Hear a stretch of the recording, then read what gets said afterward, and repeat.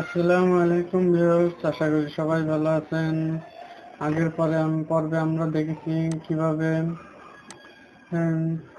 Hyperlink ব্যবহার করবেন, pointer ব্যবহার করবেন, পেজ নাম্বার ব্যবহার করবেন, টেক্সট ব্যবহার করবেন, ওয়ার্ডের ডিজাইন দেবেন। আজ আমি আপনাদের দেখাবো কিভাবে ইকুয়েশন ব্যবহার করবেন। তো বন্ধুরা, চলুন শুরু করা যাক।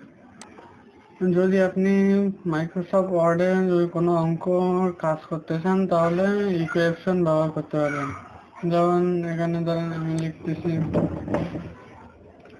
প্রথমে ইকুয়েশনে ক্লিক করবেন। ইকুয়েশনে ক্লিক করে যদি আপনি এ স্কোয়ার বি স্কোয়ার দিচ্ছেন তাহলে এখান থেকে এটাতে ক্লিক করে এখান থেকে এখানে একটা নিয়ে এখান থেকে যেমন দিলাম এ দেন স্কোয়ার স্কোয়ার টুতে ক্লিক করলে স্কোয়ার হল এ স্কোয়ার প্লাস বি স্কোয়ার। কিবোর্ডে কোনার দিকে ডান কর্নার দিকে দেখুন প্লাস রয়েছে, প্লাসে ক্লিক করেন।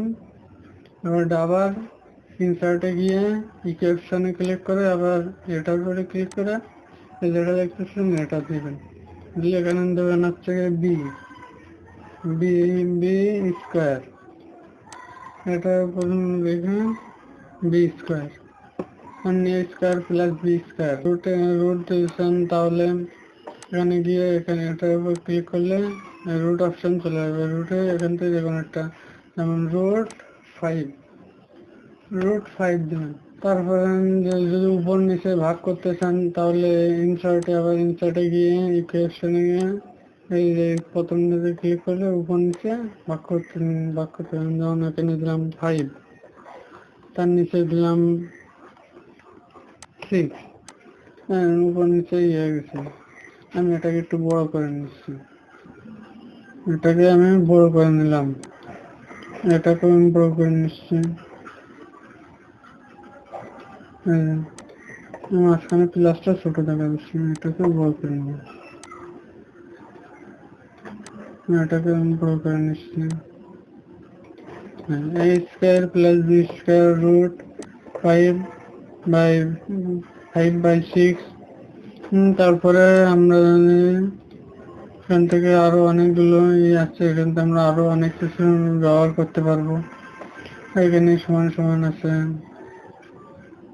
এখান থেকে আমরা অনেক কিছু ব্যবহার করতে পারবো। তারপরে দেখি, তারপরে স্যাম্বলে ক্লিক করলে আমরা এমন অনেকগুলো দেখতে পাচ্ছি। এখান থেকে আপনার যেটা পছন্দ আপনি সেটা নিতে পারবেন। যেমন এটা দিয়ে আমরা এটাতে আমরা করতে পারবো।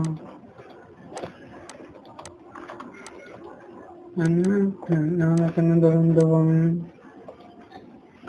5000। যদি আবার দিতাম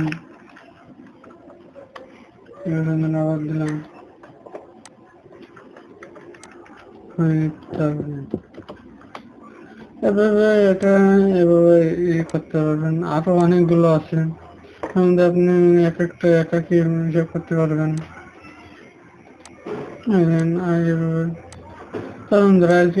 ইনশাল্লাহ সামনে আরো দেখবো। আর যদি আমার ভিডিওটি ভালো লাগে তাহলে অবশ্যই লাইক কমেন্ট শেয়ার করবেন, সাথে সাবস্ক্রাইবও করবেন। আর যারা আমার ভিডিওর আগেরগুলো দেখেননি অবশ্যই দেখবেন, আপনারা অনেক কিছু শিখতে পারবেন। আসসালামু আলাইকুম রহমতুল্লাহ।